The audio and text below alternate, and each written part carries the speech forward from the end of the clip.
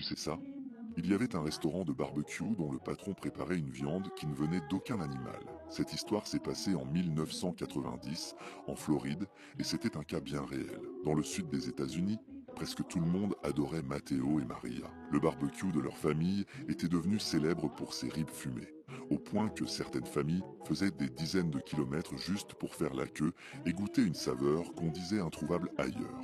Et le patron de l'endroit, Matteo, accueillait toujours les clients avec le sourire, leur servant une viande de grande qualité qui fondait dans la bouche. Mais derrière cette apparence aimable, quelque chose de bien plus sombre se cachait. Avec le temps, des gens ont commencé à disparaître les uns après les autres.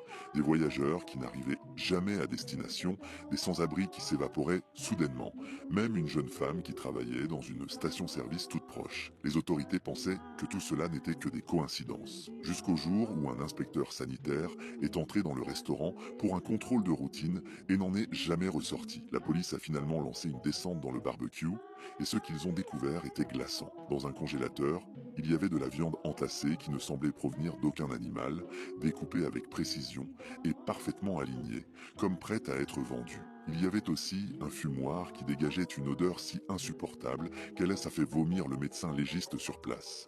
Les habitants de la petite ville n'ont jamais réussi à effacer de leur mémoire ce qu'ils ont vu ce jour-là. Et lorsque Matteo a été arrêté, il n'y avait aucune trace de regret sur son visage, seulement un sourire froid. Il n'a prononcé qu'une seule phrase. Les gens disent toujours que ma viande a un goût spécial.